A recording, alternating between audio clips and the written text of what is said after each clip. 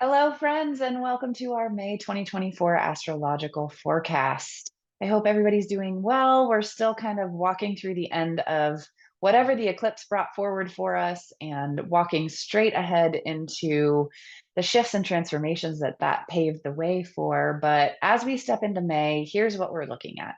On May 2nd, we had Pluto turning retrograde, which is the planet of transformation and power, kind of taking a back seat, which is a great reprieve from everything we've been walking through lately.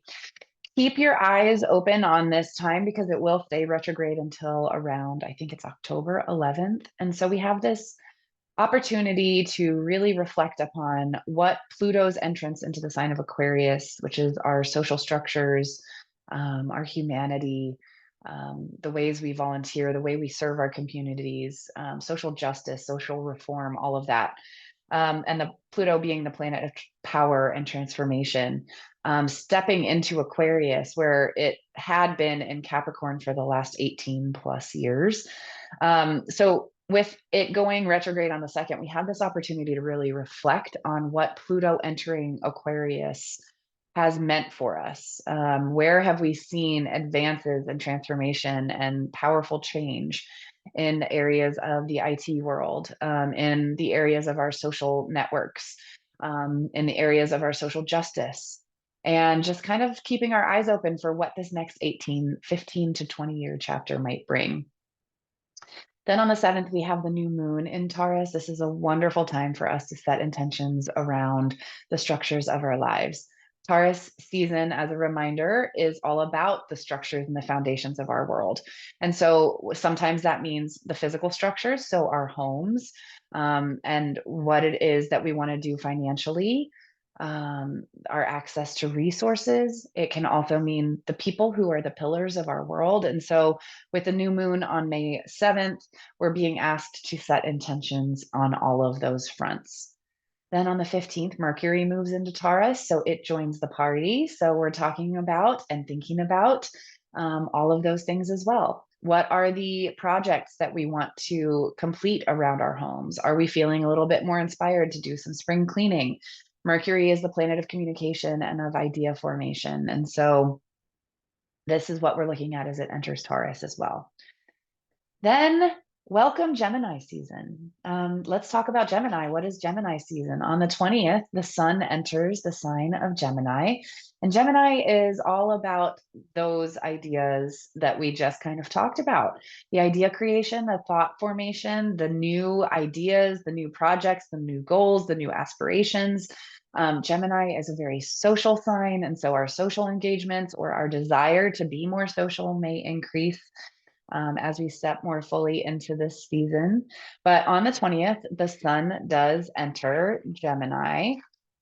Um, then on the 23rd, we have a full moon in the sign of Sagittarius. And Sagittarius is the sign that inquires or requires us to go inward, to really focus on the bigger questions of life and to focus on the big ideas of life, things like philosophy, the meaning of life, our beliefs about this life and the next, spirituality, faith, travel, all of the beautiful things that we have in our world that allow us to see things from another perspective.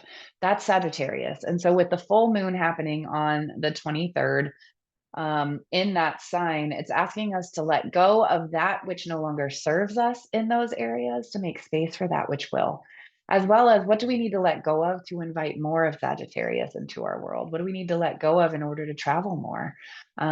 Maybe those are physical possessions. Maybe it's actually planning financially for a trip.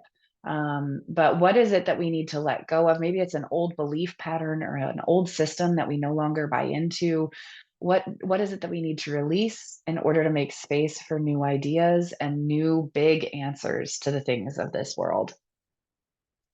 On the 23rd as well, Venus enters Gemini, and so we're looking at ideas on self-worth and self-value and um, you know the people that we hold around us, the relationships and the friendships that we keep, and what new inspiration comes during this time around those ideas as well.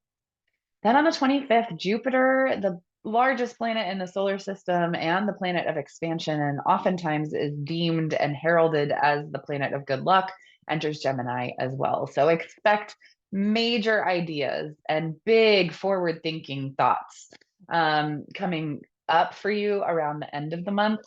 As well as good luck. Maybe it's good luck in the social engagements that you have planned for the end of the month or as we step into June.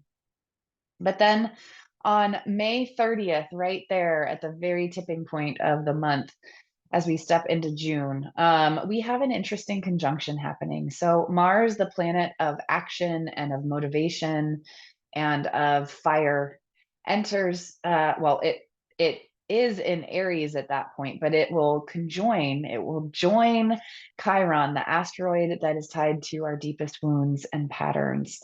So at the end of the month, just be forewarned that you may be feeling a little bit of that, the pain body kind of making itself known. That Mars, the planet of action and motivation, may inspire us to kind of look at some of what it is that's been hurting us lately or bothering us or has felt like a weight on our shoulders or an anchor at our feet.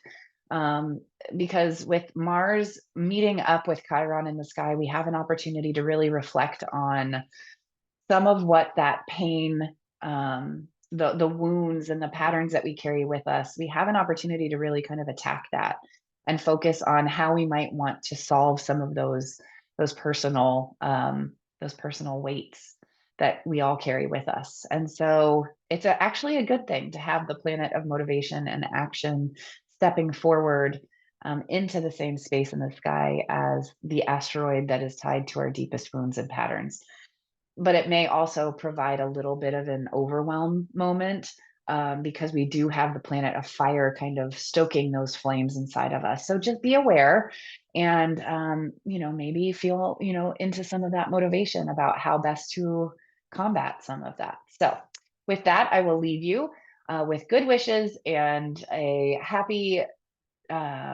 entrance into June.